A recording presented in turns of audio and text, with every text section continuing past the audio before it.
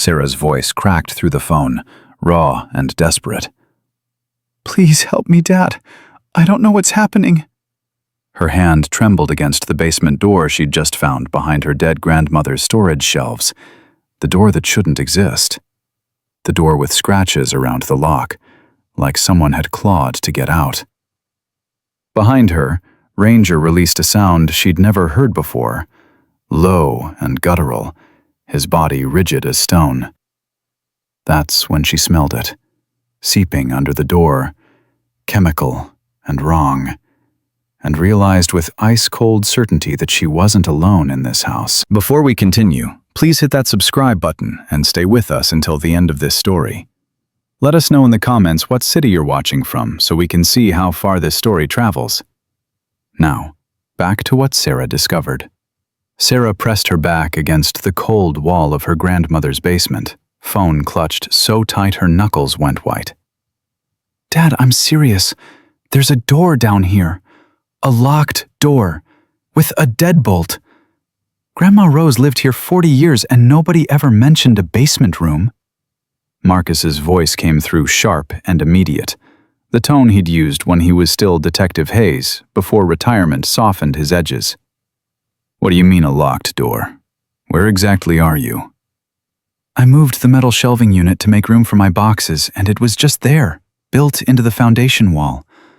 Modern lock, Dad. Not some old cellar thing. This is new." "Sarah, listen to me very carefully. I want you to go upstairs right now." She started to answer, but Ranger cut her off with a bark that echoed off the concrete, sharp and insistent. The Belgian Malinois had been calm all morning, helping her unpack in his quiet way, but now he stood 3 feet from the door with his ears pinned back and his tail straight. "What was that?" Marcus demanded. "Ranger, he's acting really strange." "Strange how?"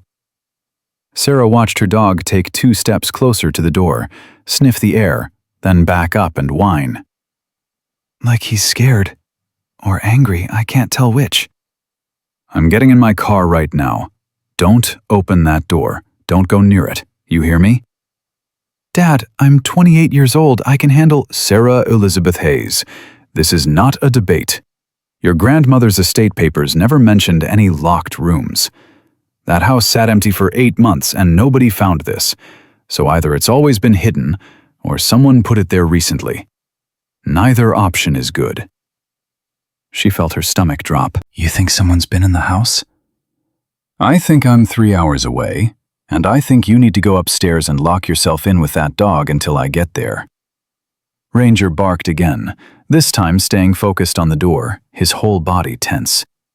Then he did something that made Sarah's breath catch. He turned his head to look directly at her, gave one sharp bark, and looked back at the door. Then repeated it. Bark at her, look at door. Bark at her, look at door. "Dad, he's trying to tell me something."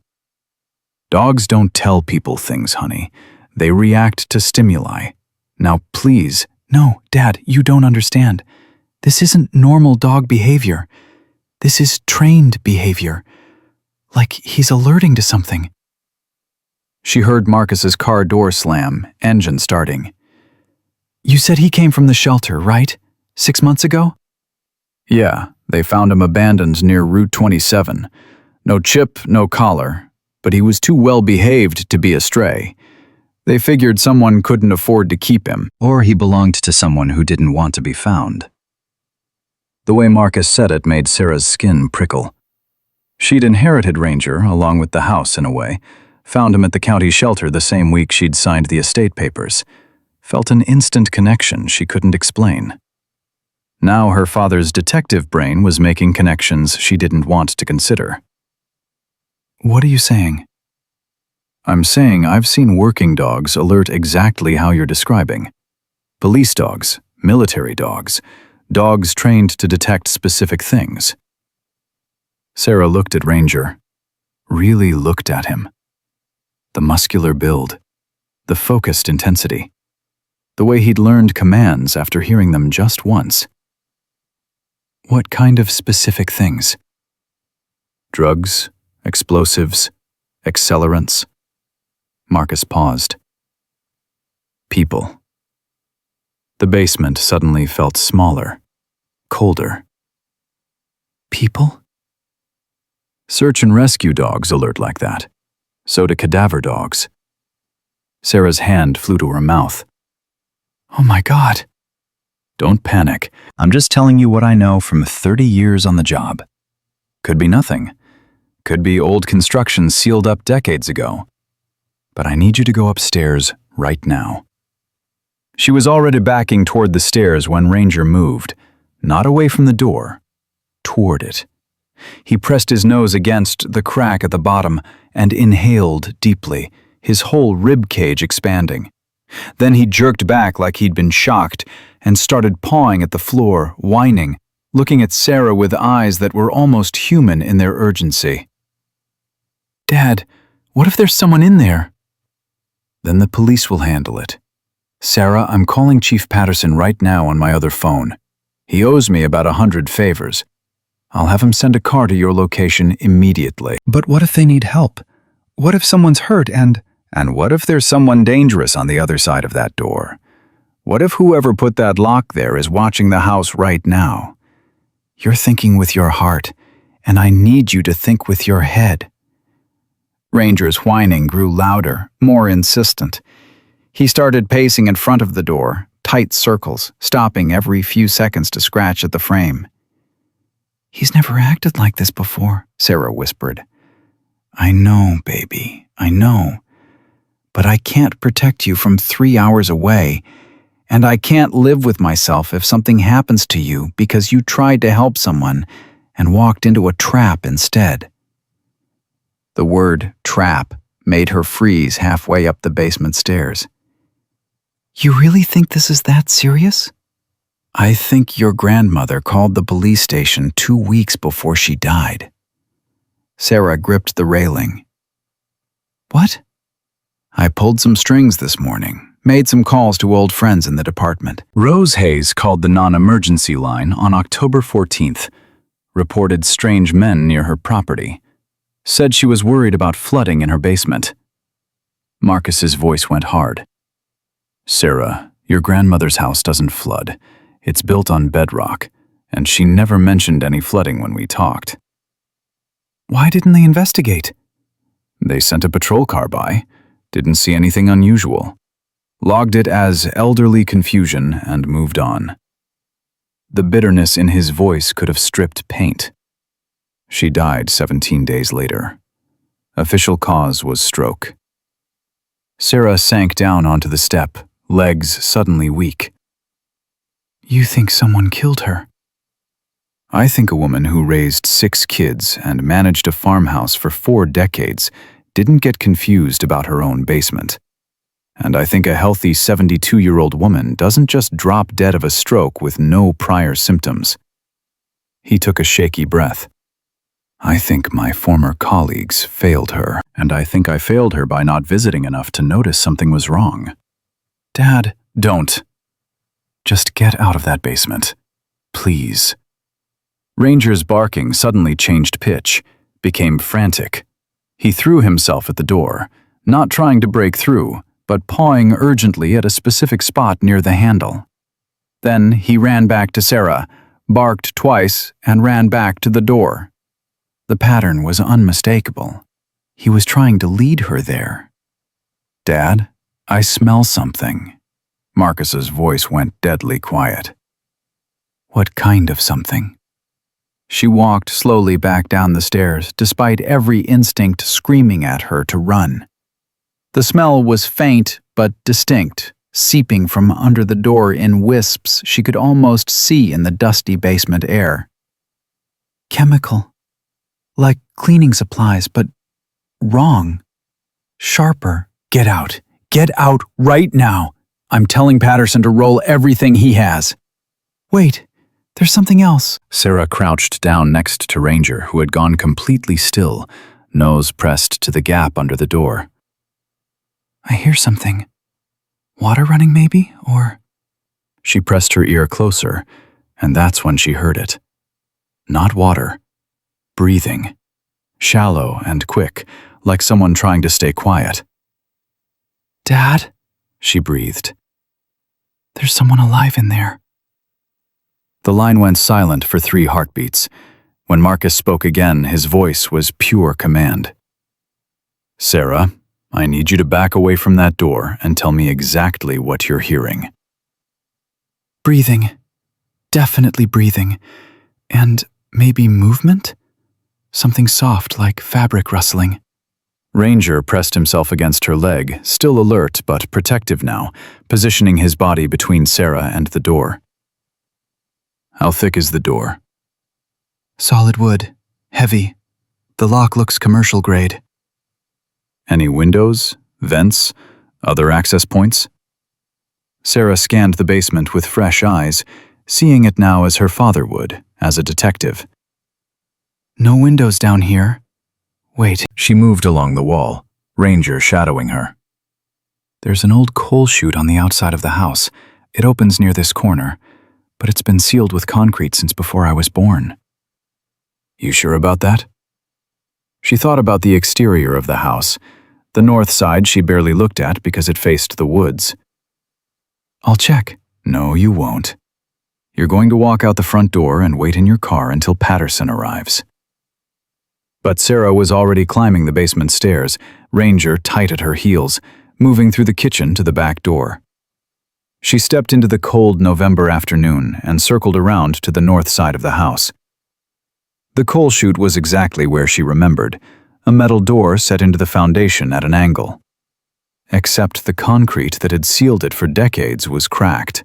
Fresh cracks, with new concrete clumsily smeared over them.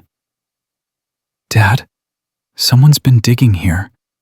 Recently." "How recently?" She touched the concrete, still slightly damp. "Days, maybe. A week at most." Marcus was shouting now, not at her but into another phone. She heard him rattling off the address, terms like possible hostage situation and immediate response required. Then back to her. "Sarah, I need you away from that house, right now. Whoever did this work could be watching, could be close." That's when Ranger's head snapped toward the woods. His ears went forward, body going rigid. A low growl rumbled in his chest. "Dad, Ranger's alerting to something in the tree line." "Run, Sarah, run to your car, right now."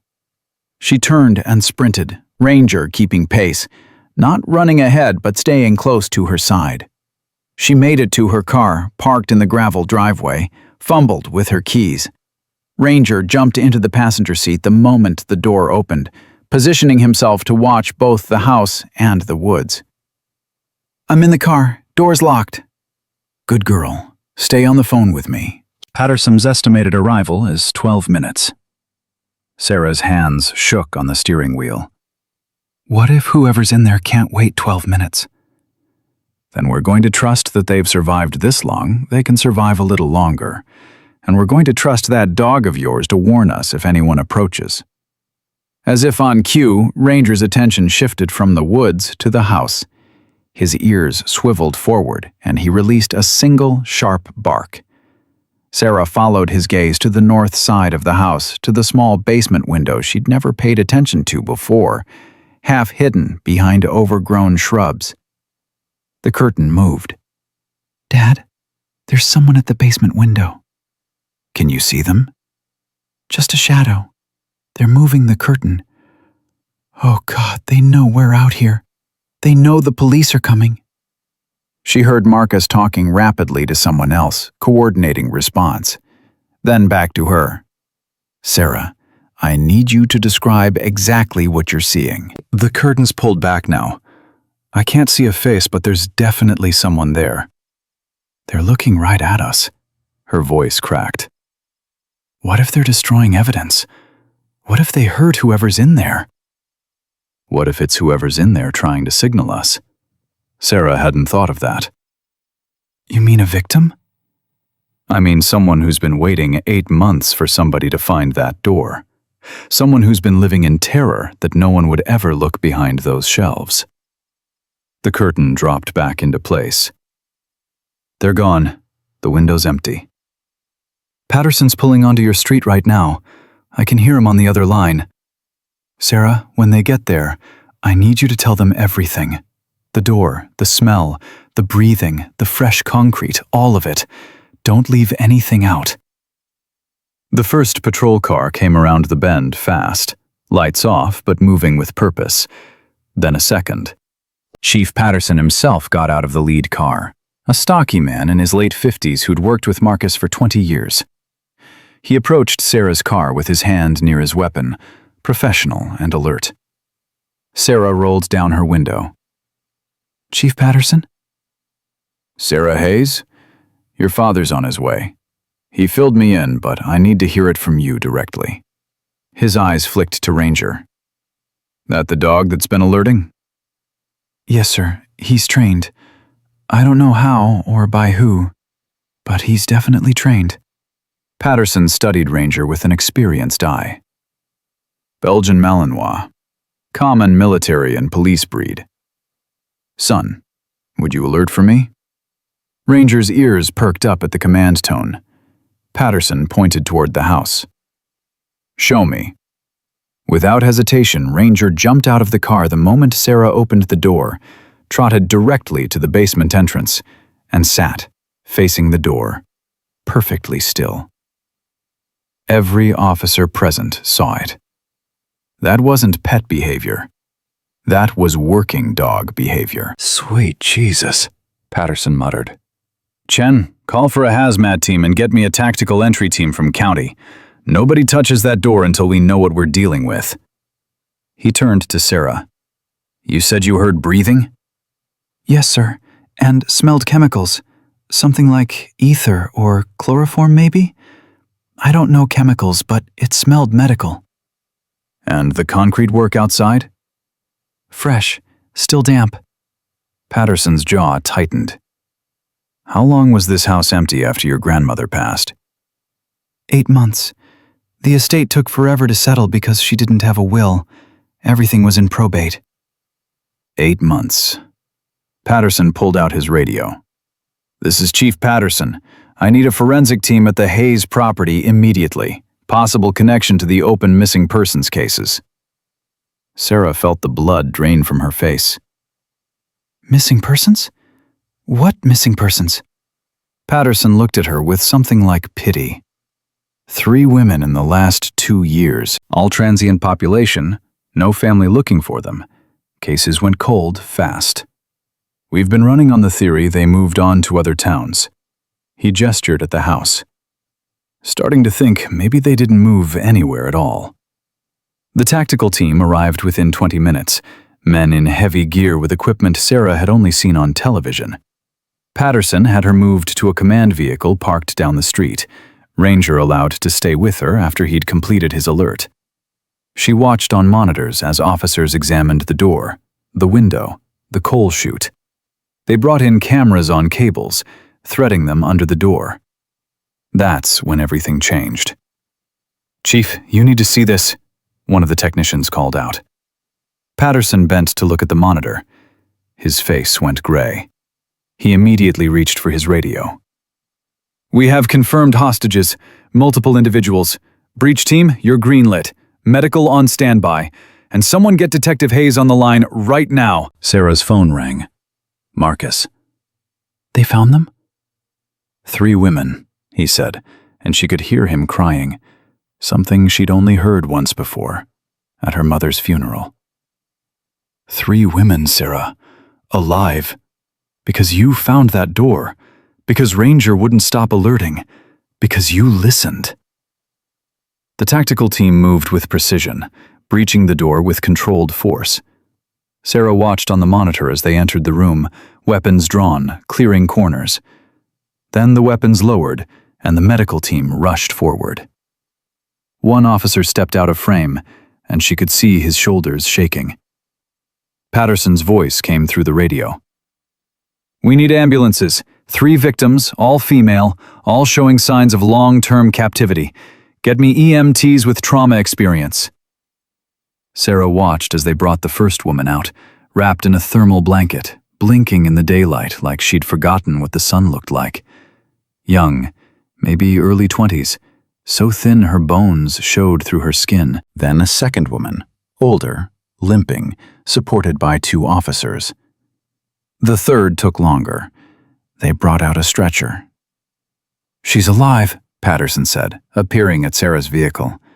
"They're all alive, thanks to you and that dog." Sarah couldn't speak.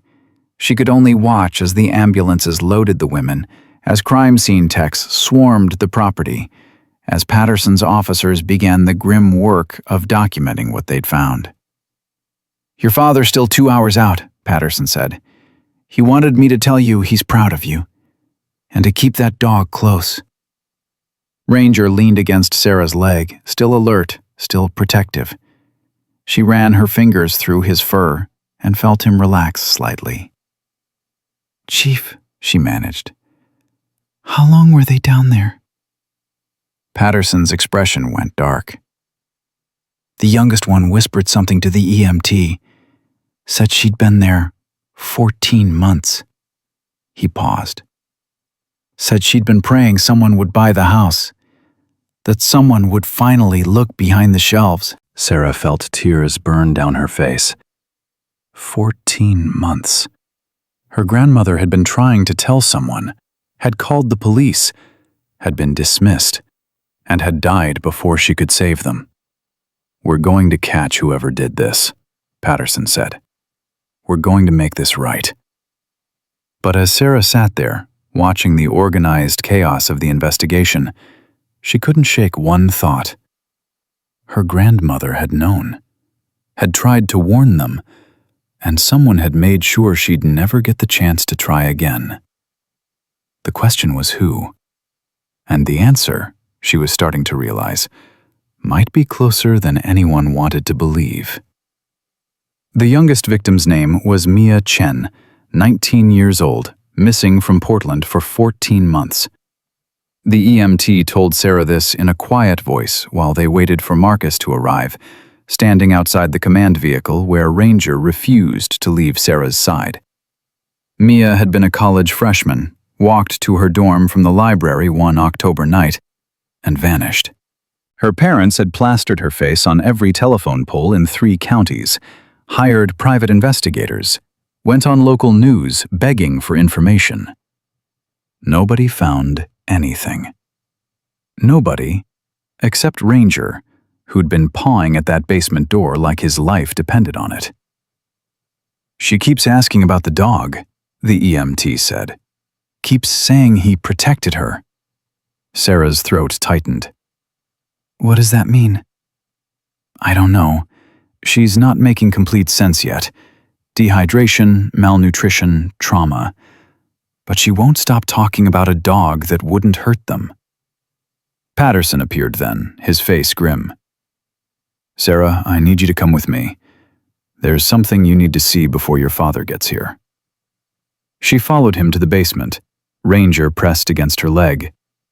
The tactical team had cleared the hidden room, photographed everything, collected evidence. Now it stood empty except for the horror it contained.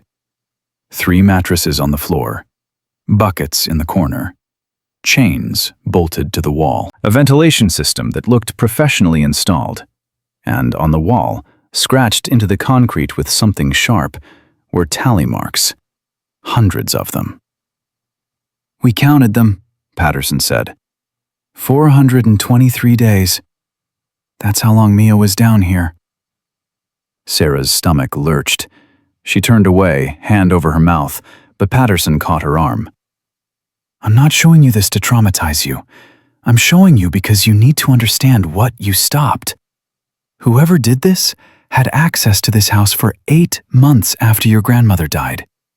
8 months where he could have moved these women, disappeared them, killed them. But he didn't. Know why?" She shook her head. "Because this location was perfect. Isolated property, elderly owner who died suddenly, complex estate in probate, no family coming around. He thought he had time." Patterson's voice went hard. "He thought wrong. Because you moved in early. You found the door. And that dog of yours knew exactly what to look for. Chief, the shelter said they found Ranger abandoned near Route 27. That's 15 miles from here. I know. And Route 27 runs past 3 other properties that were flagged in our missing persons investigations. He pulled out his phone, showed her a map with red pins. These are properties where witnesses reported seeing strange vehicles or suspicious activity in the months before women went missing. All of them are rural. All of them have elderly owners or are vacant. And all of them are connected to the same property management company. Sarah felt ice slide down her spine. Property management company? Cascade Realty Services. They handle estate sales, rental properties, maintenance contracts.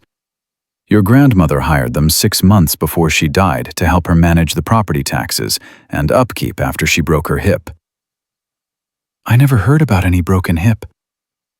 Patterson's expression softened. She didn't tell you because she didn't want you to worry. But she hired Cascade, and they sent a property manager named Derek Vance. He had keys to the house, access to the basement, authorization to make repairs. He paused. Derek Vance stopped showing up to work 3 days after your grandmother died. His apartment was cleared out, no forwarding address, and he's been missing ever since. You think he killed her? I think the medical examiner is reopening your grandmother's autopsy as we speak. I think a healthy 72-year-old woman calling about strange men and basement flooding 1 week, then dying of a sudden stroke the next week raises some serious questions. Patterson's jaw clenched. And I think Derek Vance knew she was getting suspicious, knew she might check that basement herself, and made sure she never got the chance. Sarah's phone rang. Marcus. She answered, and his voice came through rough with emotion. Baby girl, I'm 30 minutes out. Patterson told me what they found. Are you okay? Dad, they think the property manager killed Grandma Rose. I know. I've been on the phone with the FBI field office. They're sending a team. This isn't just a local case anymore. We're looking at a trafficking operation across 3 states. He took a shaky breath.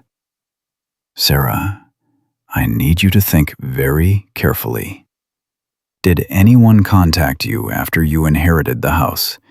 Anyone offering to help with the property, asking about your moving plans, anything like that? She thought back to the weeks after the estate settled. There were some calls. I didn't answer because I figured they were solicitors. They never left messages. How many calls? 3, maybe 4, all from the same number. Do you still have that number in your call history? Sarah pulled up her phone log, scrolled back. Yeah, it's here. Called me October 3rd, October 7th, and October 15th. She heard Marcus relaying this information to someone else. Then, Sarah, October 15th was 2 days before you moved in. Someone was tracking your timeline. Someone knew exactly when you'd be in that house. The realization hit her like cold water. They were waiting for me. Or waiting to see if you'd find what Rose found. Either way, you're not safe there. Patterson's going to have officers stationed at the property 24/7 until we catch this guy. But I want you out of that house. I'm not running, Dad. This isn't about running. This is about staying alive long enough to see justice done. Ranger suddenly stood up, ears forward, focused on something beyond the command vehicle. He didn't bark, but his body language shifted. That same alert stance he'd had at the basement door. Dad, Ranger's reacting to something. Patterson saw it too, immediately reached for his radio. All units, we've got a possible approach. Dog is alerting. Stay sharp. 2 officers moved to flank Sarah's position, while another scanned the perimeter with binoculars. 30 seconds passed. A minute. Then Ranger relaxed slightly, sat back down, but kept his attention fixed on the tree line. False alarm, the officer with binoculars reported. Just a deer moving through the brush. But Sarah wasn't so sure. Ranger's training, whatever it was, had been specific, deliberate. And he'd just shown them he could distinguish between animal movement and human threat. "Chief," she said quietly, "where did you say they found Ranger?" "Near Route 27. Why?" "Specifically where?" Patterson pulled out his notes. "Abandoned lot behind a foreclosed gas station.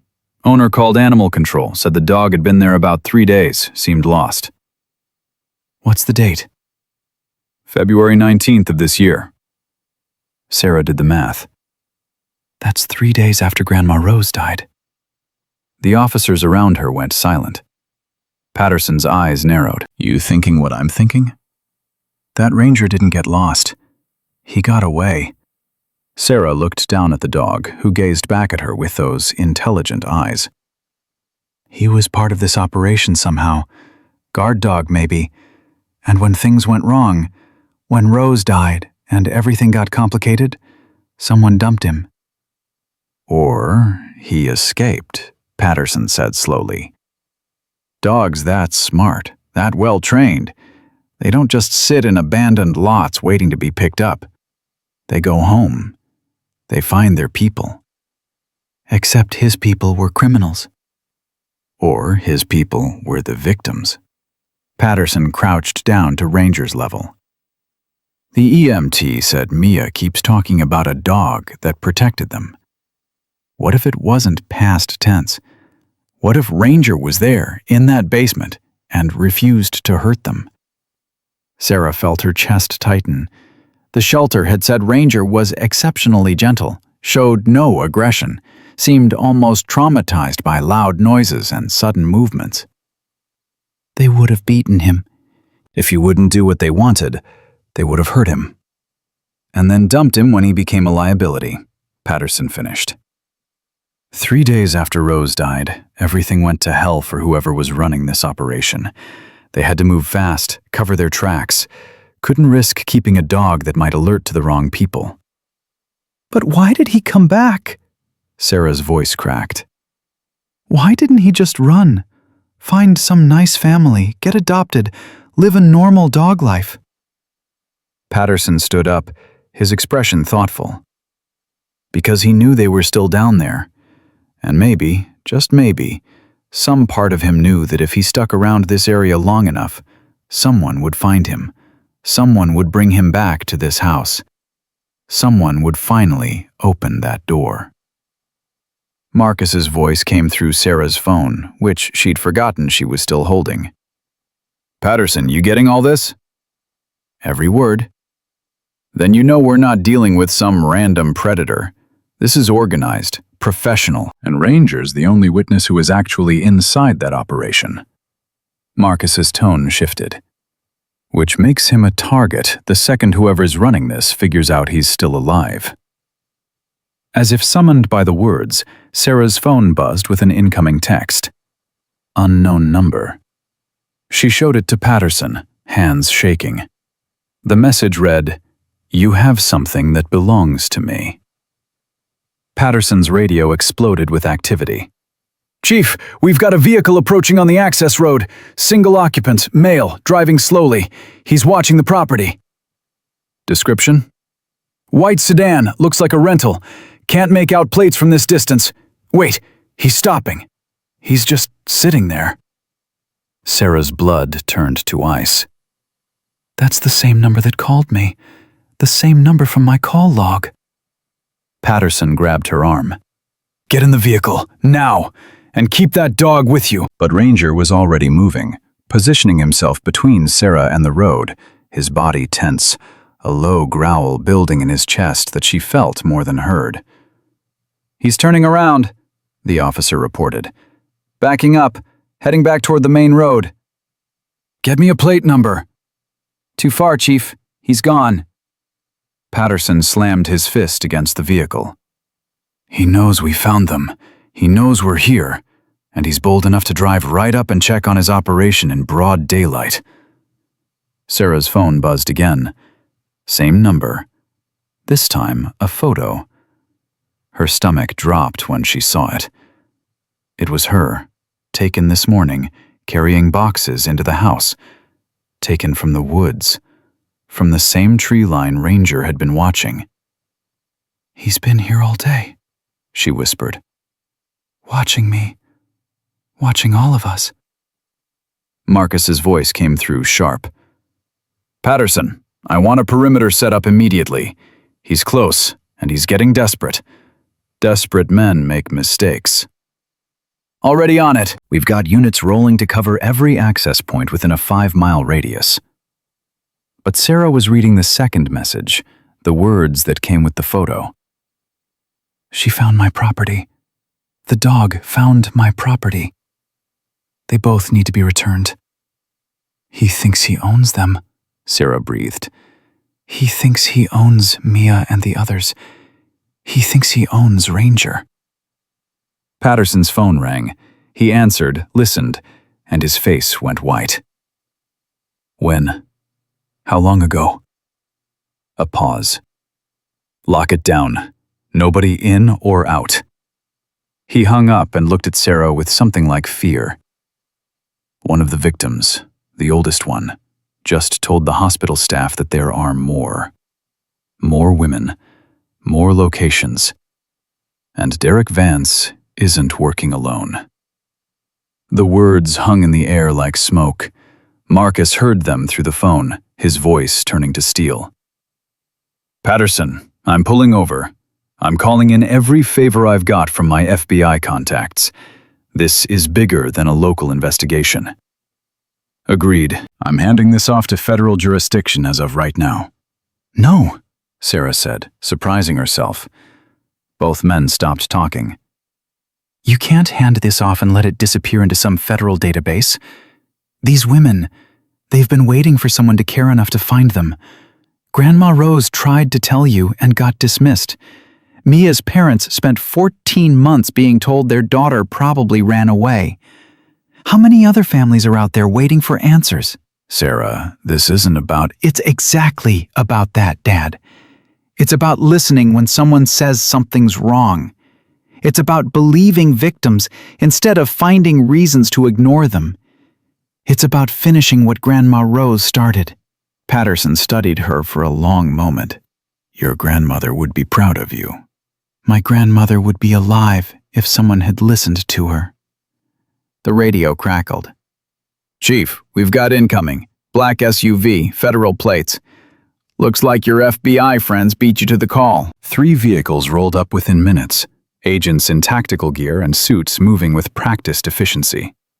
The lead agent, a woman in her 40s with sharp eyes and graying hair, introduced herself as Special Agent Torres. She listened to Patterson's briefing, reviewed the evidence, examined the basement room, and then asked to speak with Sarah. "Miss Hayes, I understand you found the hidden door and your dog alerted to it?" "Yes, ma'am." "And you've received threatening messages from an unknown number." Sarah showed her the phone. Torres's expression didn't change, but her jaw tightened. "We're going to need your phone for evidence. We'll get you a replacement." "I want to help." "You have helped. You've done more than most civilians would. Now we need you to step back and let us handle the investigation." "With all due respect, Agent Torres, stepping back is what got 3 women held captive for over a year." My grandmother stepped back when the police didn't take her seriously, and it got her killed. Torres's eyes narrowed. "Nobody's asking you to step back from pursuing justice, Miss Hayes. We're asking you to step back from active danger. Whoever sent those messages knows where you live, knows what you look like, and has already demonstrated a willingness to kill anyone who threatens his operation." "Then use me." "Excuse me?" "He wants the dog back. He thinks Ranger belongs to him, so let him think he can get Ranger. Set a trap." Marcus's voice exploded through Patterson's radio. "Absolutely not! Sarah, don't you dare!"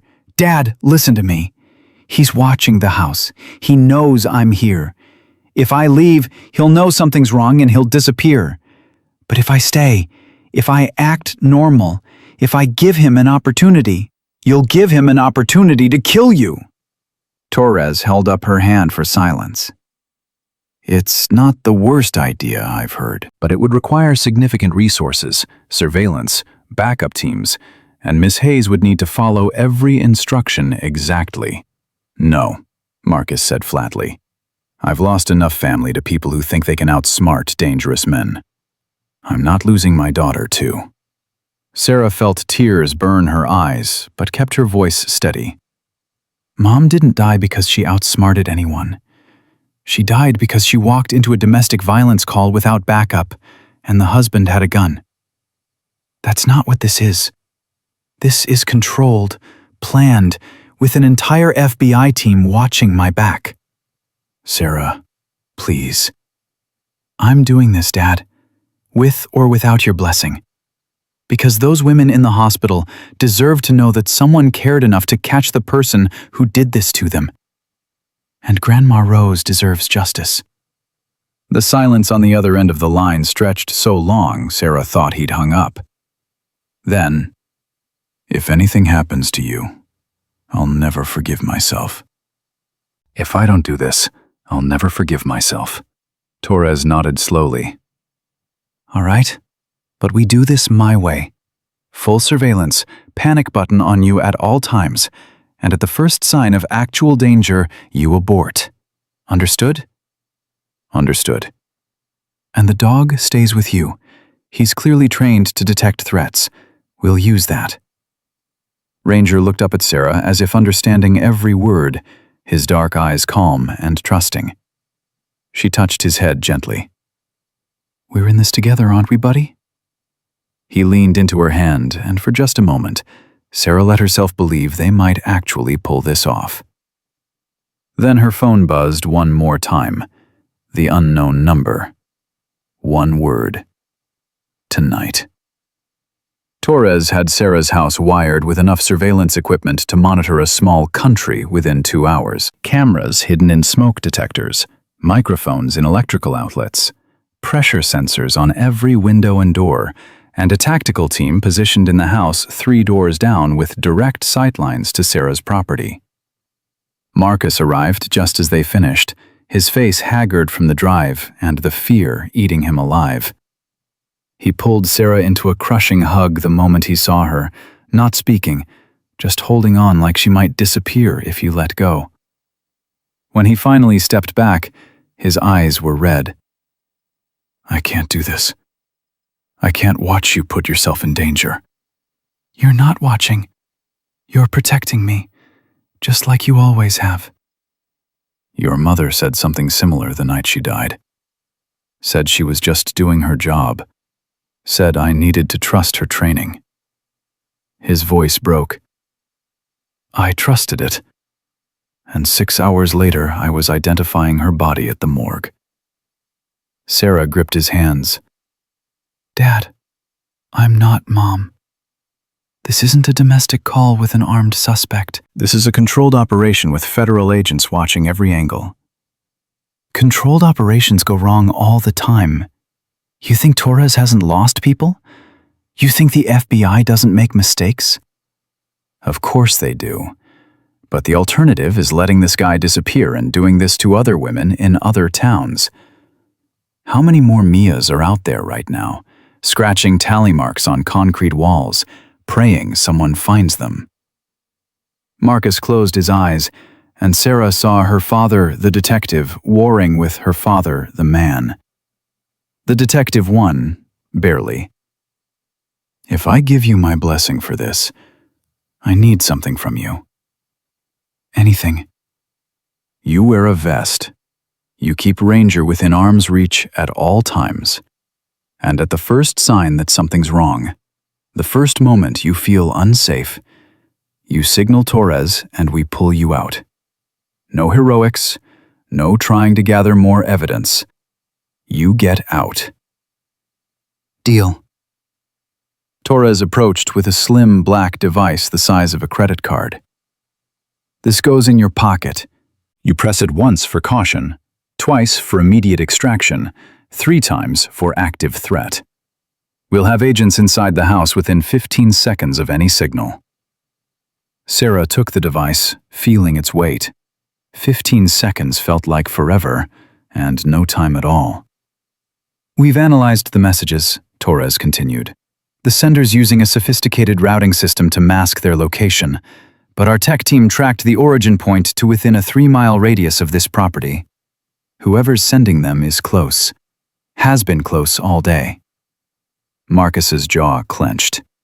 You're telling me this bastard has been circling my daughter's house for hours? We're telling you we've got eyes on every approach route and enough firepower staged nearby to handle whatever comes through that door. Torres looked at Sarah. But I need you to understand what you're agreeing to. If Derek Vance is our suspect, he's already killed at least once that we know of. He's desperate, cornered, and he's fixated on recovering what he considers his property. That makes him extremely dangerous. I understand. I'm not sure you do. Men like Vance don't see women as people. They see them as commodities, possessions, things to be used and discarded. If he gets his hands on you before we can intervene, then Ranger will stop him. Sarah looked down at the dog, who sat calmly at her feet, alert but not anxious. He protected those women for 14 months. He'll protect me. Torres studied Ranger with professional interest. We ran his description through military and police working dog databases. No matches. Whoever trained him didn't do it through official channels. Meaning what? Meaning he could be trained for anything. Protection, attack, detection. We don't know his capabilities or his triggers. If he goes aggressive during this operation, we can't predict how he'll respond. He won't hurt me. You can't know that. Yes, I can. Sarah crouched next to Ranger, ran her hand along his scarred shoulders. Someone hurt him. Beat him for not hurting those women. And he still wouldn't do it. That kind of loyalty doesn't just disappear. Marcus knelt beside them, examined the scars Sarah was touching. Jesus, these are discipline marks.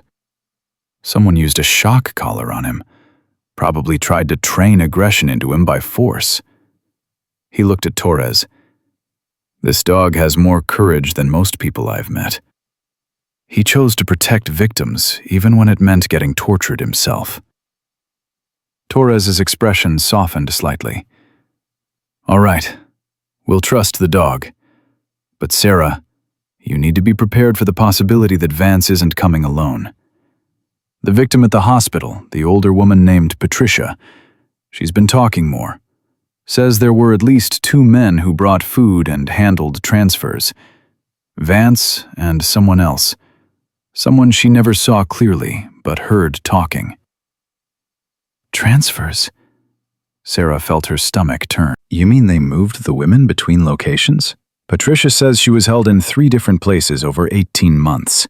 Started in what sounded like a storage unit, moved to a trailer, ended up in your grandmother's basement.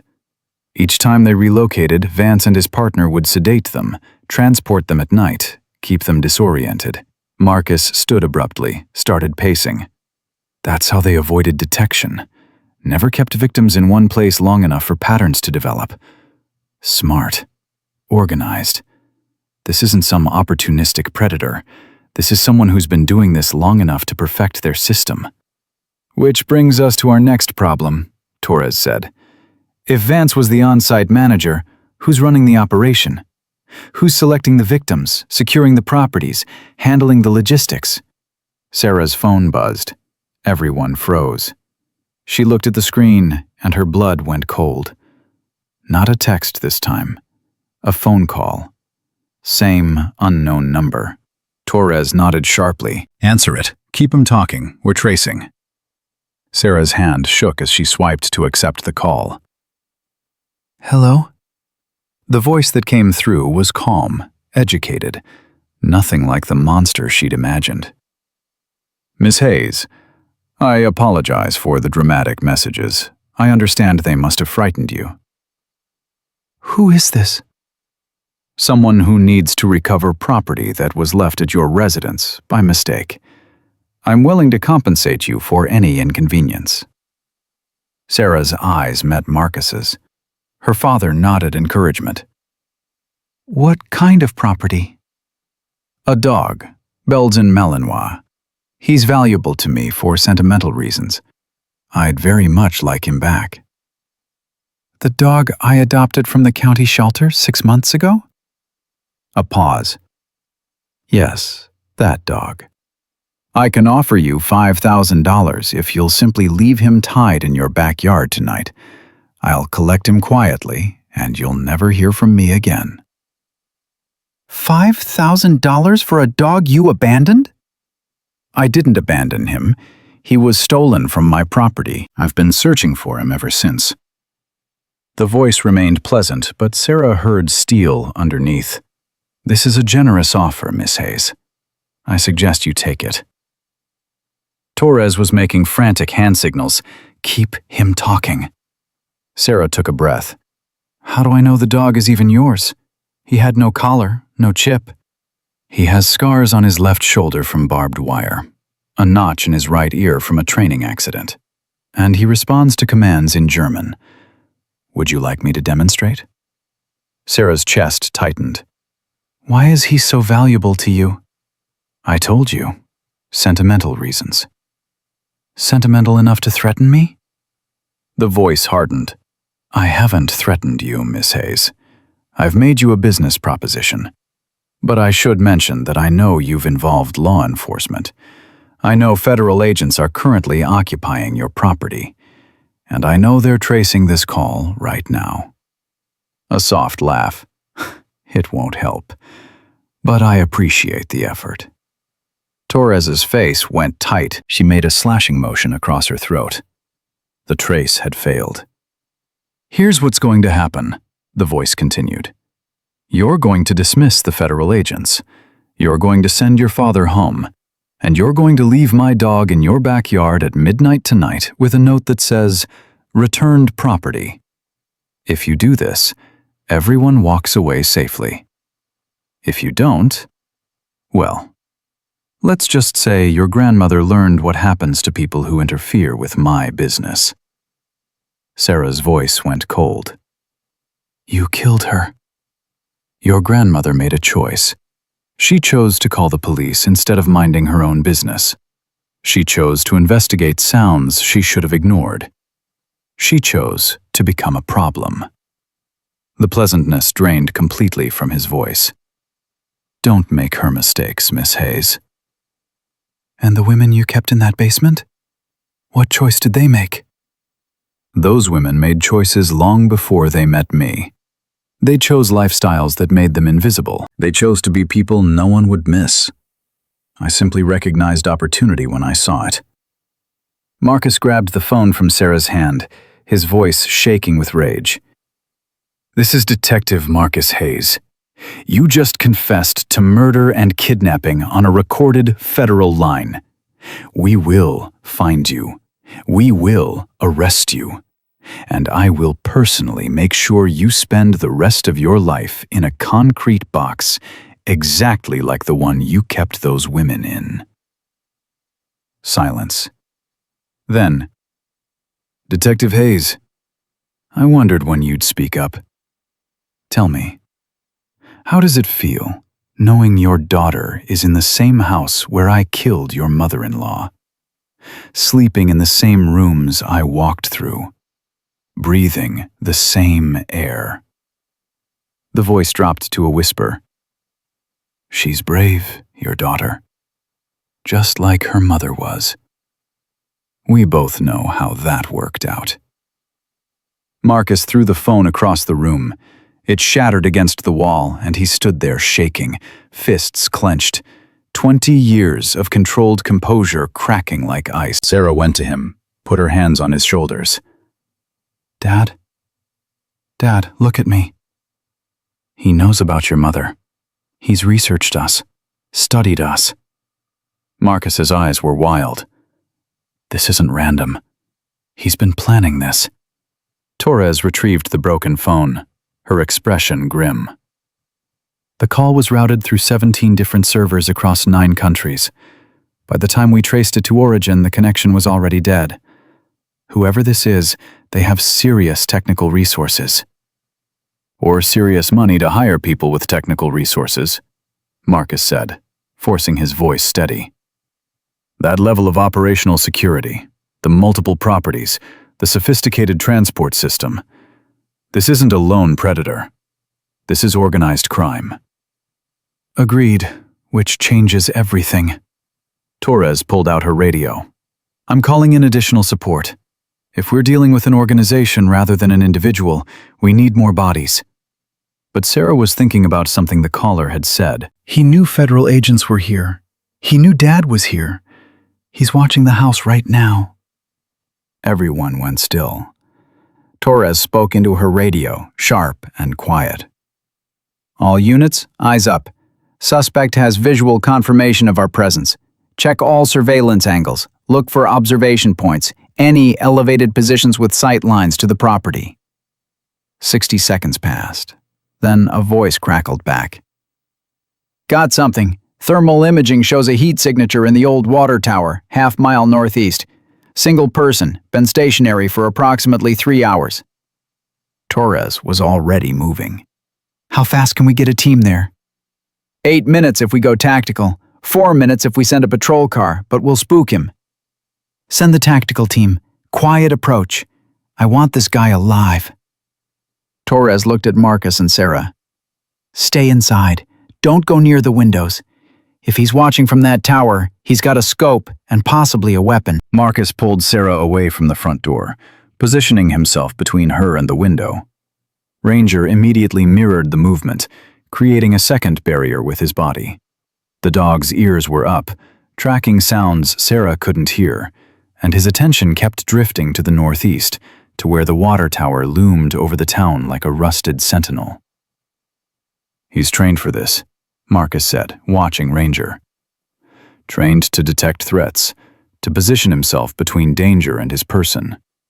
Whoever started his training did it right before they tried to corrupt it. Torres's radio crackled with updates as the tactical team moved into position. Approaching tower. Suspect still in position. Wait, he's moving. Climbing down. Shit, he made us. Cut him off! Don't let him reach the vehicle! Sarah heard the commotion through the radio, shouting voices, running footsteps. Then a crash. Gunfire. 3 shots, sharp and close. Ranger went rigid, a deep growl building in his chest. But he didn't move from Sarah's side. Suspect is mobile. Repeat, suspect is mobile. White male, 30s, running south through the industrial park. More gunfire. Marcus pulled Sarah behind the couch, covered her body with his own. Stay down. Stay quiet. The radio went chaotic with overlapping voices, coordinates, directions. Then a voice cut through. Suspect down. Repeat, suspect is down. We need medical. Torres swore viciously. Tell me he's alive. Barely. Took a round to the shoulder, went down hard. Medics are on scene. Get him stabilized and to County General, under guard. I want him conscious and talking as soon as possible. Torres looked at Marcus and Sarah. Stay inside. If he was at that tower and he's not our primary suspect, that means someone else is still out there. Or he is the primary and he was working alone, Marcus offered. Men who run operations this sophisticated don't do their own surveillance. He's a watcher, which means the person giving the orders is still free. Torres's radio crackled again. What? Ma'am, you need to hear this. We found his observation log. He's been watching this property for 3 days. But according to his notes, he's not watching the house. He's been counting law enforcement personnel and logging their positions. The implications hit Sarah like a physical blow. He was gathering intelligence for someone else. Which means the real suspect knows exactly how many agents we have here, where they're positioned, and what our response capabilities are. Torres started issuing rapid orders. I want the perimeter doubled. I want counter-surveillance sweeps every 30 minutes. And I want Sarah Hayes moved to a secure location immediately. No, Sarah said. If I leave, he'll know the operation is blown. He'll disappear and we'll never find him. If you stay, you're gambling with your life on the assumption that we can protect you from someone who's already outsmarted us twice. Marcus shook his head. Torres is right. We pull you out, regroup, build a better trap. And how many more women get taken while we're regrouping? How many more families spend years wondering what happened to their daughters? Sarah's voice rose. He called me. He knows I'm here. If I disappear now, he wins. If you die, he still wins, Marcus shouted. You think I care about winning if it costs me you? And you think I care about my safety if it costs more women their lives? They stared at each other, the same stubborn determination reflected in both faces. Torres stepped between them. Enough. This is my operation and my call. Sarah stays, but with triple the protection detail and a full tactical team inside the house. We're not playing defense anymore. We're setting a trap with enough firepower to handle anything that comes through that door. She pulled out her phone, made 3 calls in rapid succession. Within 20 minutes, the house was transformed into a fortress. Agents in tactical gear positioned in every room, snipers on the roof, armored vehicles staged 2 blocks away. Sarah sat at her kitchen table, Ranger at her feet, and tried not to think about how similar this felt to the calm before a hurricane. Marcus sat across from her, hands wrapped around cold coffee, looking older than she'd ever seen him. Your mother would kill me for allowing this. Mom would understand. No, she wouldn't. She never understood why I let her walk into danger. We fought about it constantly. Her job, my fear, the balance we could never quite find. He looked up at Sarah with red-rimmed eyes. The last thing we said to each other was an argument about whether she should take that domestic call. I wanted her to wait for backup. She said the victim couldn't wait, that every minute mattered. She was right. The victim lived because your mother got there fast, but she died because she got there alone. Sarah reached across the table, gripped his hand. Dad, that's not your fault. I know. Intellectually, I know. But knowing and feeling are different things. And sitting here, watching you volunteer to be bait for a killer, feeling is winning. He squeezed her hand. If something happens to you, I won't survive it. I need you to understand that. Nothing's going to happen. Look around. I've got half the FBI protecting me. Your mother had a whole police department protecting her. It wasn't enough. Before Sarah could respond, her phone buzzed. Not the broken phone, but her new temporary phone that only Torres's team had the number to. The screen showed an incoming text from an unknown number. Torres grabbed the phone, her face going white as she read the message. She showed it to Marcus, who stood so violently his chair crashed backward. The message read, "Tell your daughter I'm impressed by her courage, but courage won't save her from what's coming. Midnight, just like I promised." Below the words was a photo, taken through a telephoto lens. It showed Sarah sitting at her kitchen table, taken from outside, taken within the last 60 seconds. Ranger exploded into barking, racing to the back door, throwing himself against it. Torres screamed into a radio. "Perimeter breach! Suspect has visual on the interior! Find him now!" Agents poured into the backyard, weapons drawn, searching frantically. But Sarah knew with cold certainty they wouldn't find anyone. Because whoever was out there wasn't amateur enough to stay visible after sending that message. They were professional enough to be gone before anyone even knew where to look. The tactical team found footprints in the mud behind the back fence, size 11 boots, tread pattern matching military surplus sold at 3 dozen stores within 50 miles. Whoever had taken that photo was gone, vanished into the November darkness like smoke, leaving nothing behind but evidence of how thoroughly he'd penetrated their security perimeter. Torres stood in the backyard with her flashlight, following the trail until it reached the creek and disappeared into running water, and Sarah watched from the kitchen window as the lead FBI agent's shoulders sagged with frustration. Marcus paced the kitchen like a caged animal, his detective's mind running scenarios faster than he could speak them. He's not coming at midnight. That message was misdirection, getting us focused on a timeline while he sets up something else. This isn't about recovering the dog anymore.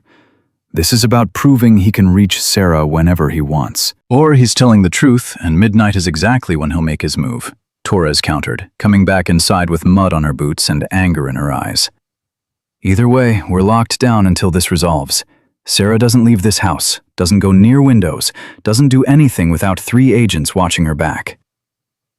Sarah sat at the table with Ranger's head in her lap, the dog's eyes tracking every person who moved through the room. He's been inside before. That's how he knew exactly where to stand to get that photo angle. He's been in this house. The words made everyone stop moving. Torres turned slowly. Explain. The photo showed me sitting at this exact spot at this table. But the only way to get that angle is from the woods behind the fence, shooting through the kitchen window at a 40-degree angle. You can't see this spot from anywhere else. Sarah's voice stayed steady despite the fear crawling up her spine. He knew where I'd be sitting. Knew which chair, which position. The only way he could know that is if he'd been inside and studied the sight lines. Marcus went to the window, examining the angle, and his face went gray. She's right. This isn't random. He's been here before, probably multiple times, mapping the house, learning the layout, planning his approach. When? Torres demanded. This house has been empty for 8 months. We've got estate records showing no maintenance visits, no authorized entry, nothing. Except there was authorized entry, Sarah said quietly. Cascade Realty had keys. Derek Vance had access to every room, every window, every potential breach point. He could have spent months learning this house while Grandma Rose was in the hospital after her hip surgery. Torres pulled out her phone, started making calls. Within minutes, she had the property management company's complete file on the Hayes estate, and what they found made Sarah's blood run cold. Vance had logged 17 service visits between Rose's hip surgery and her death, claiming maintenance issues ranging from plumbing to electrical work to roof inspections. 17 opportunities to study the house, 17 chances to install whatever surveillance or access points he needed. We need to sweep this entire property, Torres said. Hidden cameras, microphones, anything he might have planted. But Ranger was already moving, nose to the ground, tracking something invisible. He went directly to the basement door, scratched once, and looked back at Sarah with clear intention. Marcus opened the door carefully, hand on his weapon, and Ranger bounded down the stairs. They followed to find him pawing at the concrete wall behind where the hidden room had been, whining and circling a section that looked identical to every other part of the foundation. Torres ran her hand along the concrete and felt it shift slightly. It's fake. Concrete facade over something else. She pulled, and a section came away, revealing another small hollow space. Inside was a camera, still recording, its red light blinking steadily in the darkness. Jesus Christ, Marcus breathed. He's been watching us this whole time, watching the investigation, listening to our plans, learning everything we're doing. Torres smashed the camera with her flashlight, but the damage was done. He knows our entire tactical setup, knows where every agent is positioned, what equipment we have, what our response protocols are. We just handed him the blueprint to defeat our own security. Sarah felt sick. The perimeter breach earlier, the photo. All of it was just to keep us distracted while we walked around talking about our plans right in front of his camera. Which means midnight isn't misdirection. It's real. He's got exactly what he needs to get past our defenses.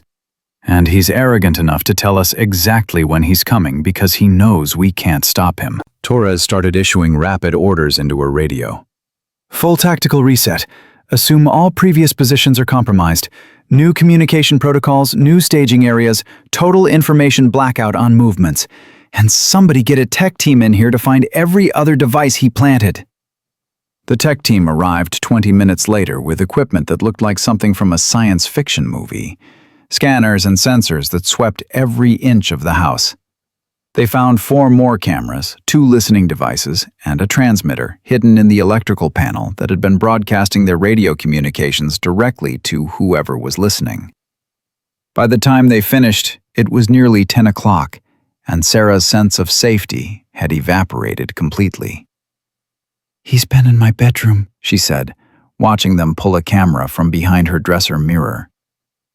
"He's watched me sleep, watched me change clothes, watched me grieve from my grandmother in private moments I thought were mine alone." Marcus put his arm around her shoulders, and she felt him trembling with suppressed rage.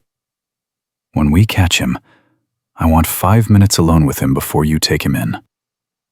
"You know I can't allow that," Torres said, but her voice suggested she understood the impulse. "Then you better make sure I'm never alone with him, because if I get the chance, I'm taking it." Ranger pressed against Sarah's legs, offering comfort the only way he knew how. She sank down to sit on the floor with him, buried her face in his fur, and let herself cry, for the first time since finding that basement door. The dog stayed perfectly still, solid and warm and real, while tactical teams moved through her house and strangers cataloged every violation of her privacy. "We need to talk about what happens at midnight," Torres said gently, crouching beside them. "Because I think I know what he's planning." Sarah lifted her head. "What?" "He doesn't want you. He wants Ranger." "Everything he's done, every risk he's taken, it's been about recovering the dog.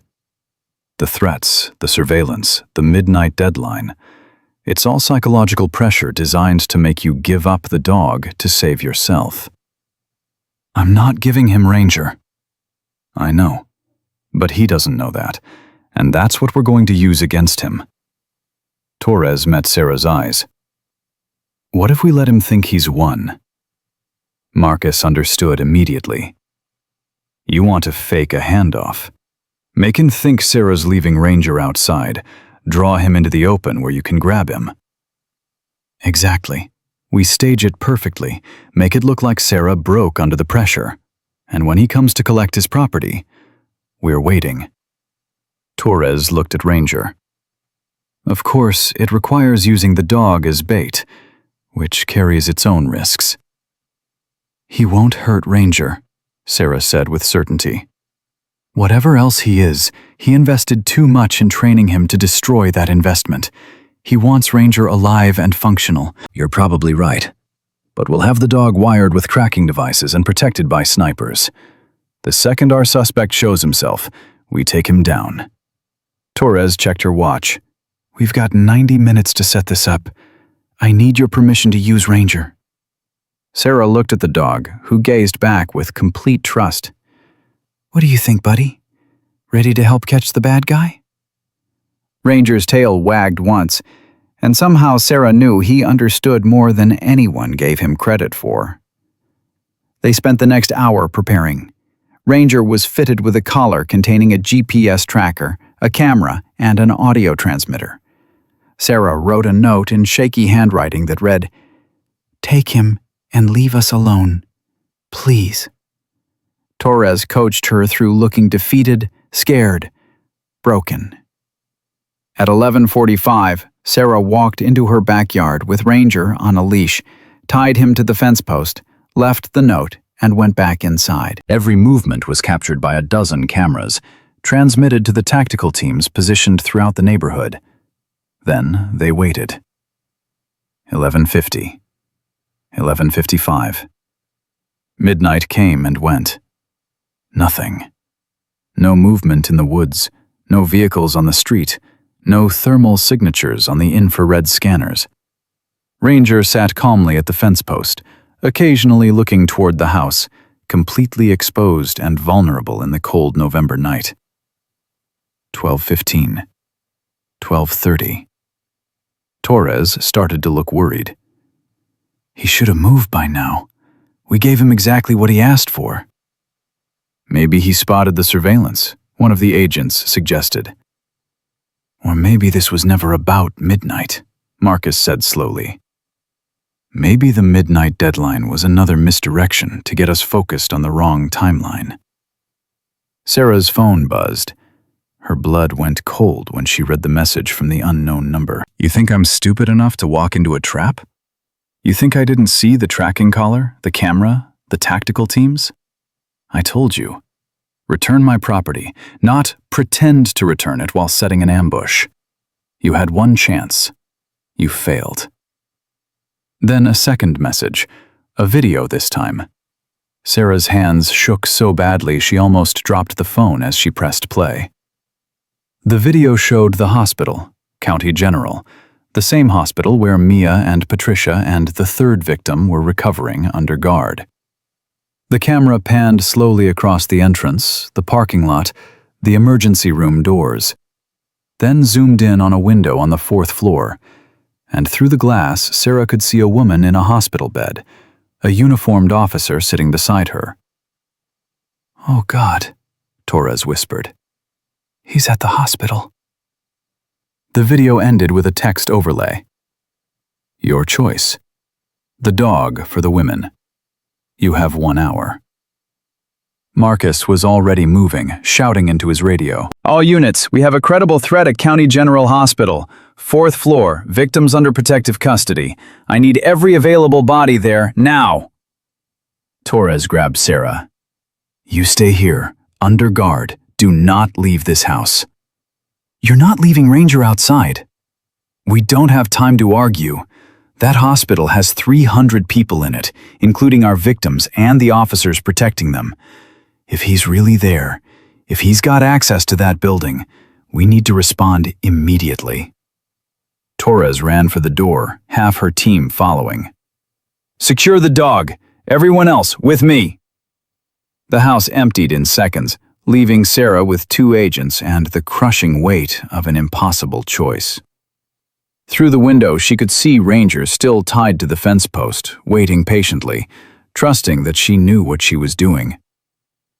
We have to bring him inside, Sarah said to the remaining agents. Our orders are to maintain the staged scene in case the suspect is still watching. Our orders just changed when he threatened 3 women in a hospital. Ranger's exposed out there with half the tactical team gone. We bring him in now. The agents looked at each other, uncertain. That moment of hesitation cost them everything. Because that's when the lights went out, not just in Sarah's house, but in every house on the block, plunging the neighborhood into sudden darkness. Emergency lighting kicked on immediately, but the damage was done. In the confusion of the blackout, in the scrambled radio traffic and the shouting, nobody saw the figure that approached the fence from the creekside. Nobody except Ranger, who stood and braced himself, hackles rising. Sarah ran for the back door despite the agents trying to stop her, burst into the yard just as a man in dark clothes vaulted the fence and reached for Ranger's collar. The dog snapped at him, teeth baring, but the man was ready with a catch pole, the kind animal control uses for aggressive dogs. He got it around Ranger's neck and pulled tight, cutting off the dog's air. And Ranger thrashed and fought, but couldn't break free. "Let him go!" Sarah screamed, running across the yard. The man turned, and in the ambient light from the emergency floods, Sarah saw his face clearly for the first time. Young, maybe 35, with cold eyes and a professional calm that was somehow worse than rage. "Miss Hayes, finally we meet in person." "Derek Vance," she breathed. "Smart girl. Your grandmother was smart too. Didn't help her much. He tightened the pole, and Ranger made a horrible choking sound. The dog comes with me. The hospital threat was a distraction to pull away your protection.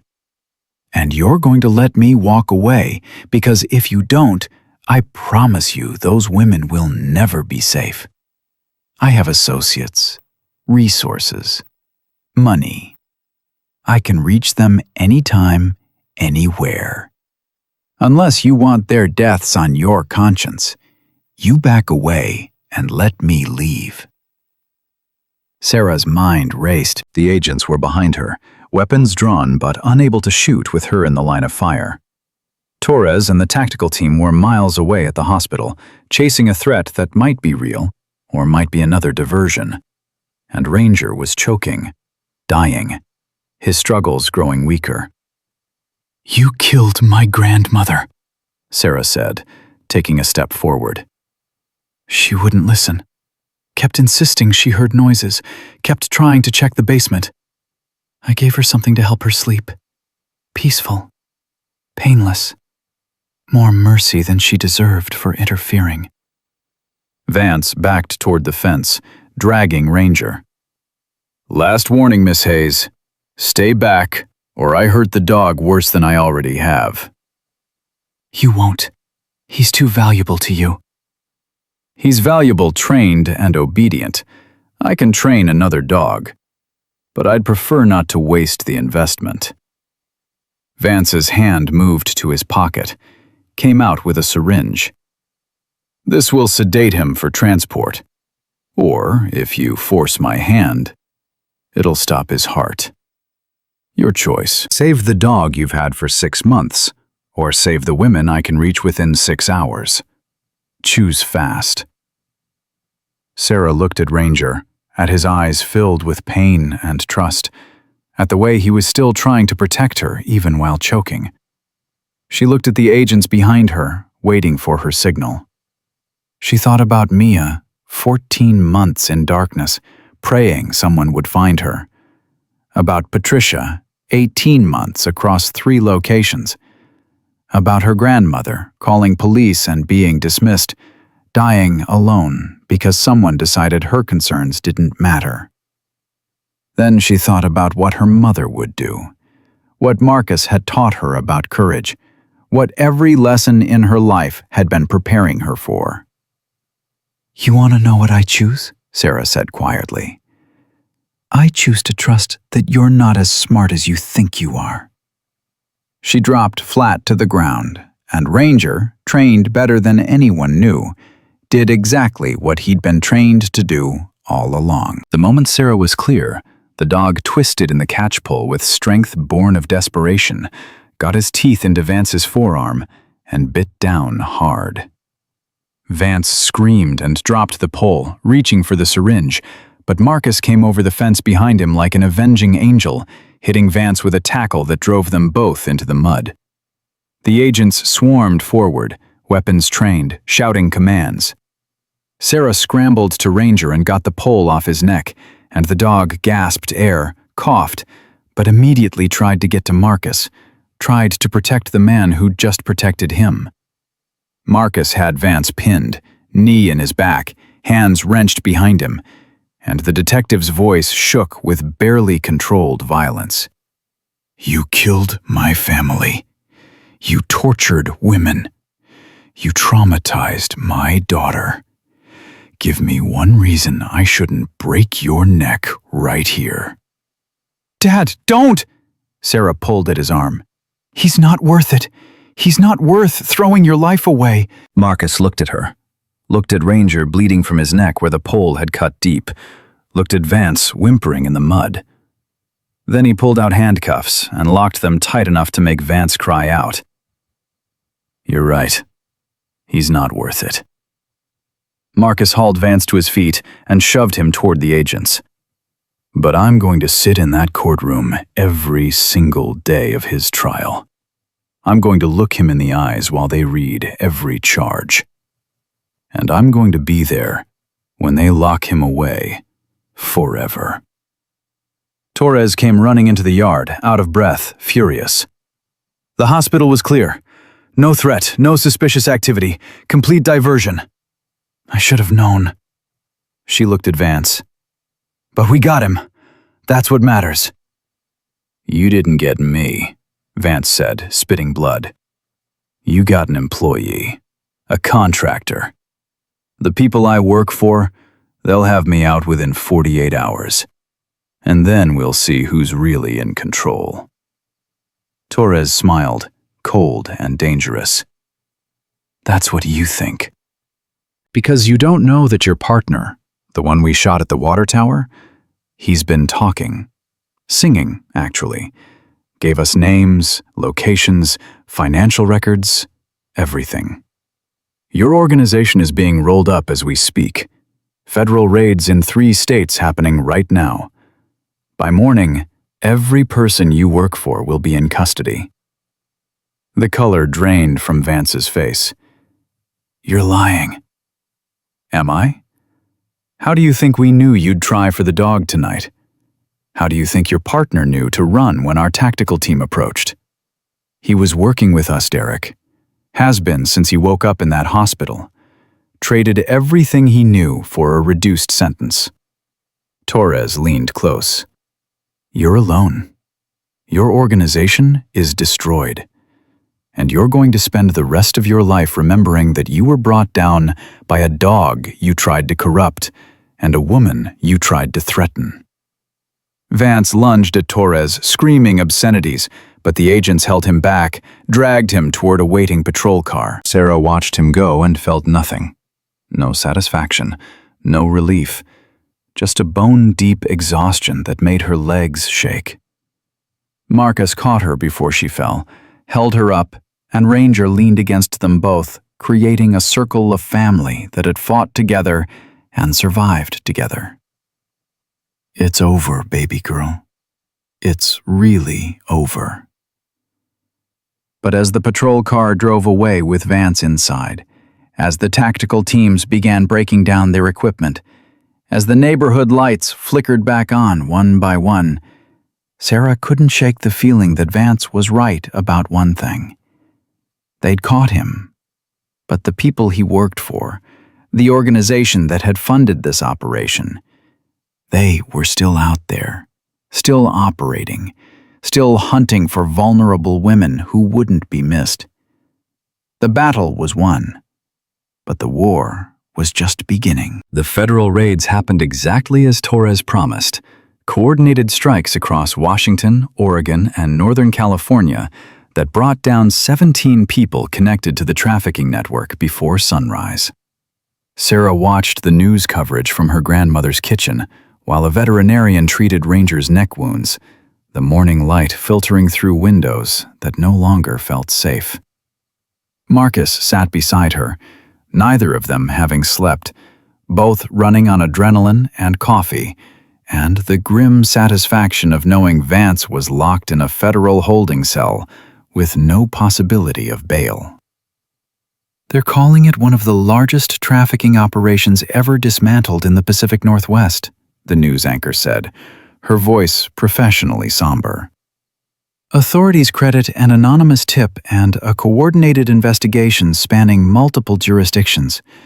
Among those arrested is Derek Vance, former property manager, charged with kidnapping, murder, and conspiracy. Sarah turned off the television. Anonymous tip. They're not mentioning the victims, not mentioning Grandma Rose, not mentioning any of the real story. That's on purpose, Torres said, appearing in the doorway with fresh coffee and the exhausted face of someone who'd been awake for 36 hours straight. The victims deserve privacy while they heal. Your grandmother deserves to be remembered as more than a murder victim. And you deserve to not have your face plastered across national news as bait in an FBI operation. I don't care about my privacy. I care about people knowing the truth. The truth will come out at trial. Every detail, every victim, every property, all of it will be public record. But right now, those women are in hospital beds trying to remember what it feels like to be safe. They don't need reporters camped outside asking how it feels to be rescued. Torres sat down heavily, accepted coffee from Marcus with a grateful nod. Besides, we're not done. Vance is talking. His partner is talking. We've got financial records, property deeds, communication logs. This organization ran for at least 5 years, maybe longer. We're looking at dozens of victims, not just 3. The veterinarian finished wrapping Ranger's neck, gave Sarah instructions for wound care, and left with a gentle reminder that the dog had saved her life and deserved all the steak dinners she could afford. Ranger, for his part, seemed entirely unbothered by his injuries, more focused on staying close to Sarah and occasionally growling when strangers came near.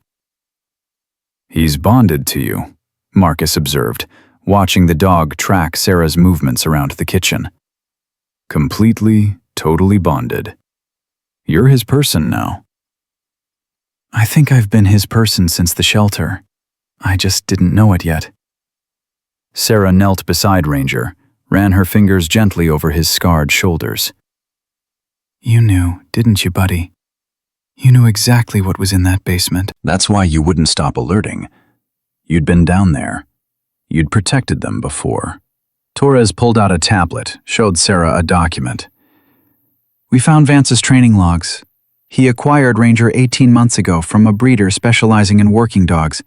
Spent 6 months trying to train him as a guard dog for the operation.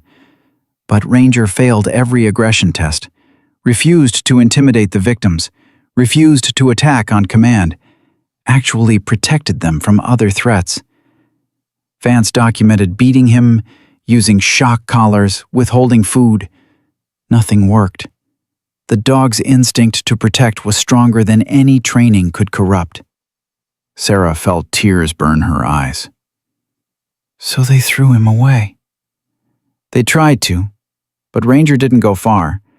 The shelter records show he was picked up 15 miles from here, but witness statements from people in the area say they'd seen a Belgian Malinois hanging around for weeks, always near properties Vance managed. The dog was tracking him, following him, trying to get back to the victims. Marcus made a sound that might have been a laugh or a sob. He was running his own investigation.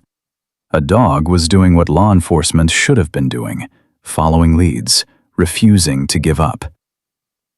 Until Sarah adopted him and brought him home. Right back to the last place Vance had kept victims. Right back to the basement where Ranger had protected 3 women for months. Torres closed the tablet. Some people might call that coincidence. I call it a dog who knew exactly what he was doing.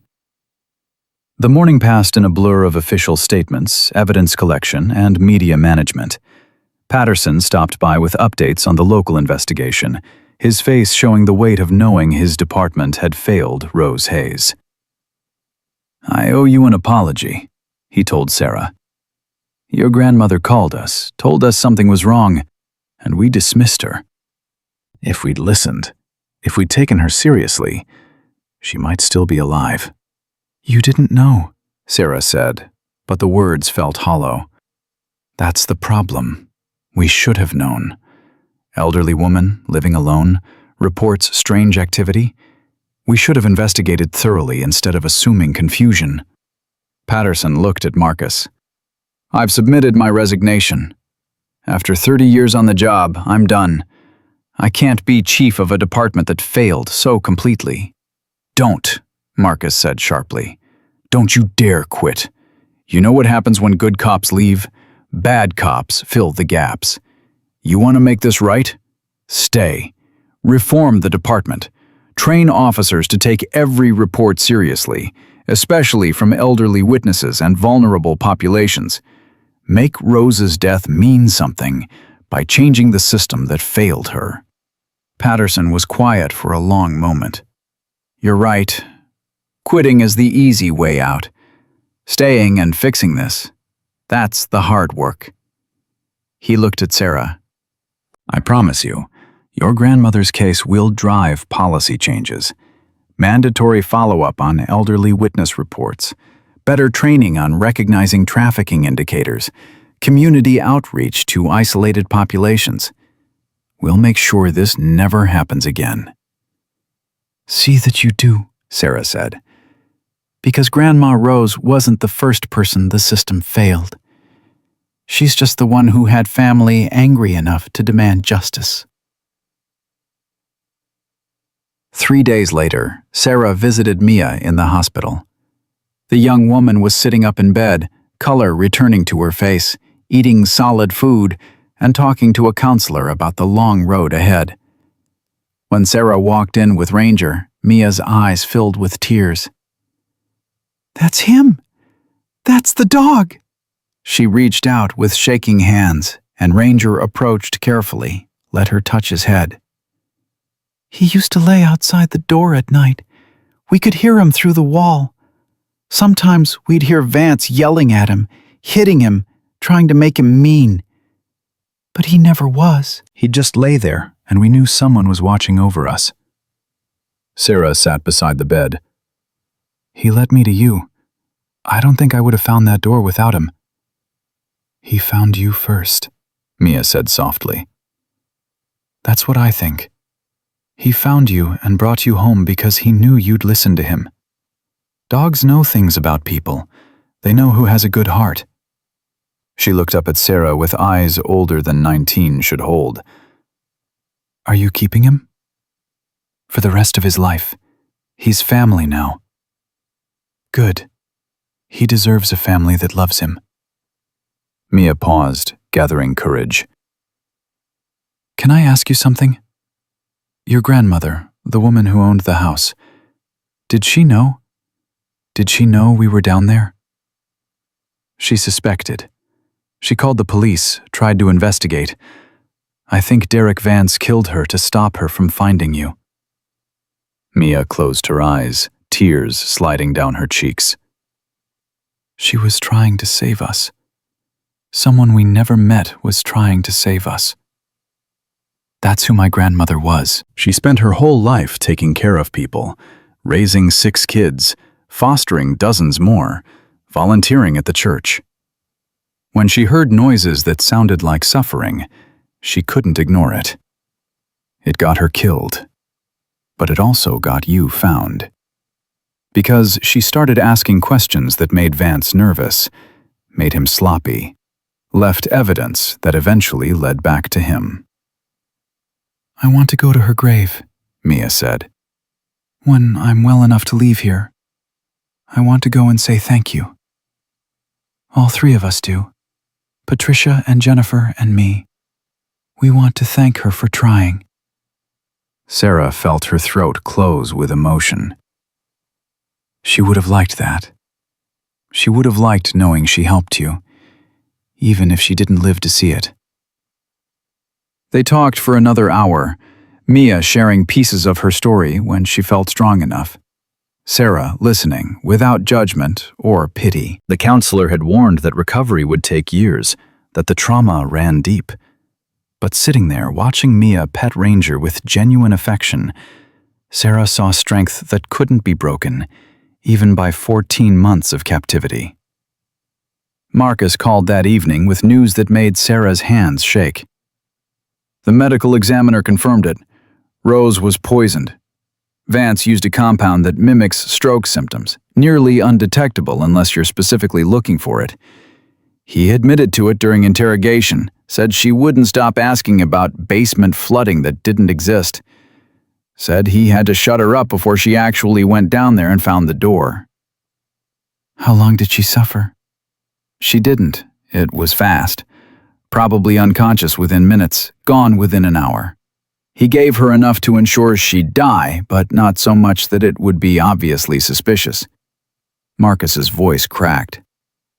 "For what it's worth, I think she knew something was wrong." Her last phone call was to me, 3 days before she died. She said she loved me, said she was proud of the man I'd become. At the time, I thought it was just her being sentimental. Now I think she knew she was in danger and wanted to say goodbye. Sarah sat down hard, the weight of loss crushing her chest all over again. "We should have protected her." "She protected us, baby girl. Even at the end, even knowing the risk, she kept pushing because that's who she was. She saved 3 women she never met. She started an investigation that brought down an entire criminal organization. She changed the world by refusing to look away from suffering. Marcus took a shaky breath. I'm going to make sure everyone knows that.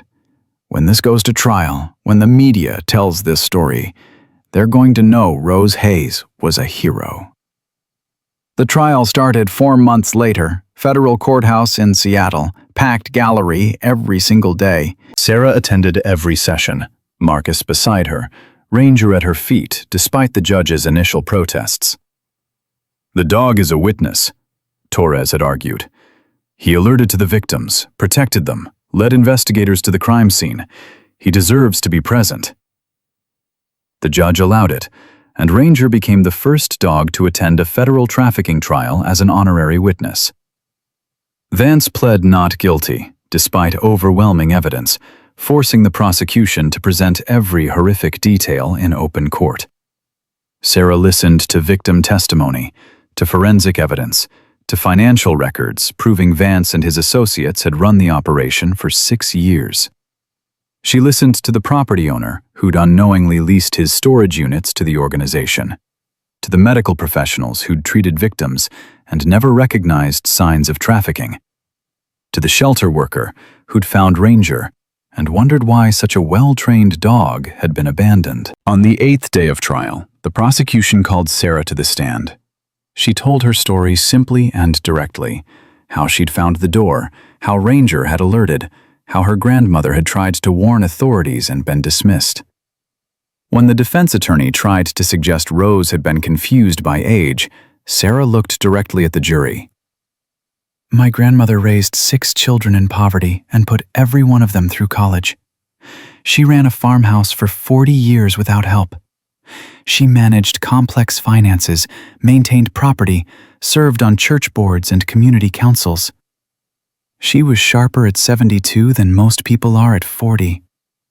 When she said she heard something wrong in her basement, she heard something wrong. The only confusion was in the police department that didn't believe her. The defense attorney backed off. The jury listened with faces that grew harder each day. When the verdict came back after just 4 hours of deliberation, guilty on all counts, Sarah watched Vance's face crumple and felt nothing but cold satisfaction. Sentencing came 2 weeks later. The judge, a woman in her 60s with steel gray hair and no patience for trafficking, looked at Vance with open contempt. You preyed on vulnerable women. You tortured animals. You murdered an elderly woman trying to protect victims. You demonstrated not one shred of remorse or humanity. This court sentences you to 6 consecutive life sentences without possibility of parole. You will die in federal prison, alone and forgotten, exactly as you left your victims to die. Vance tried to speak, to plead, but the judge cut him off. You had your chance to speak when you chose to commit these crimes. Now you'll spend the rest of your life silent, invisible, and powerless, just like the women you tried to erase. Outside the courthouse, reporters swarmed, cameras flashing, microphones thrust forward. Torres handled most of the questions, but when a reporter asked Sarah what she wanted people to remember about the case, she didn't hesitate. Remember Rose Hayes. Remember that an elderly woman saw something wrong and refused to ignore it, even when authorities dismissed her. Remember that speaking up matters, that reporting suspicious activity matters, that believing victims and witnesses matters. My grandmother died trying to save people she didn't know. The least we can do is listen when someone says something's wrong. Marcus wrapped his arm around her shoulders. Ranger pressed against her legs, and together they walked away from the courthouse, knowing justice had been served. But the work wasn't finished. Because Torres had been right. The organization hadn't ended with 17 arrests. There were more properties to investigate, more victims to find. more predators to catch. But Sarah had made a decision during those long nights of testimony, sitting in her grandmother's house, that she'd decided to keep and transform. 6 months after the trial ended, Sarah stood in that house, watching contractors finish the renovation. The basement had been completely sealed, filled with concrete, turned into foundation for a new structure. The upper floors had been converted into transitional housing for trafficking survivors. 4 bedrooms with private baths, a communal kitchen and living area, counseling offices, and security systems that would make Fort Knox look vulnerable. Mia was the first resident, moving in with a scholarship to the local community college and a part-time job at the animal shelter where she'd started training therapy dogs. Patricia took the second room, working with Marcus to develop law enforcement training programs on recognizing trafficking indicators. Jennifer, the third victim, chose to return to her family in California, but she called every week to check on the others and contribute to the house fund with money from her new job. Marcus had moved into the guest cottage on the property, officially retired but somehow busier than ever as a consultant and advocate. He spent mornings developing curriculum with Patterson's department, afternoons mentoring young detectives, and evenings on Sarah's porch talking about cases and healing and the complicated process of forgiveness. Sarah herself had started a nonprofit, funded by donations that poured in after the trial, dedicated to auditing inherited and vacant properties for signs of criminal use. She'd hired investigators, lawyers, social workers, and technicians, creating a team that could identify vulnerable properties and flag them for law enforcement before they could be exploited. In the first year, they'd prevented 4 potential trafficking situations and helped recover 7 victims from active operations. And Ranger, scarred and gentle and unshakably brave, became the face of the organization. His story spread across social media, news programs, documentaries. People sent donations in his name. Shelters named rescue programs after him. Training facilities studied his case to better understand how to identify and preserve protective instincts in working dogs. One evening, sitting on the porch with Marcus while residents laughed in the kitchen making dinner, Sarah watched Ranger play with a puppy Mia was training. The young dog tumbled and barked, and Ranger corrected him gently, teaching with patience that came from hard-earned wisdom. "You did good, baby girl," Marcus said quietly. "Rose would be proud of what you've built here." We built it. All of us. You, Torres, Patterson, the victims who were brave enough to testify. Even Ranger. Sarah smiled as the puppy tackled Ranger's leg, and the big dog let himself be conquered. Grandma Rose started it by refusing to ignore suffering. We're just finishing what she began. You think it ever really finishes? This kind of evil, it doesn't just disappear because we arrested one network. No, but it gets harder for them every time someone refuses to look away. Every time someone listens to a dog's warning, or believes an elderly woman's report, or takes a missing person case seriously even when the victim is homeless, or transient, or someone society thinks doesn't matter. We make it harder, case by case, survivor by survivor. Mia appeared on the porch with lemonade, moving with confidence that had slowly returned over months of therapy and safety. Dinner's ready. Patricia made her grandmother's lasagna recipe. Says it's a celebration. What are we celebrating? Sarah asked. Jennifer called. She got into nursing school. Starts in the fall. Mia's smile was genuine, reaching her eyes. She wants to specialize in trauma care, help other survivors. They went inside together, this family built from tragedy and choice and stubborn refusal to let evil win.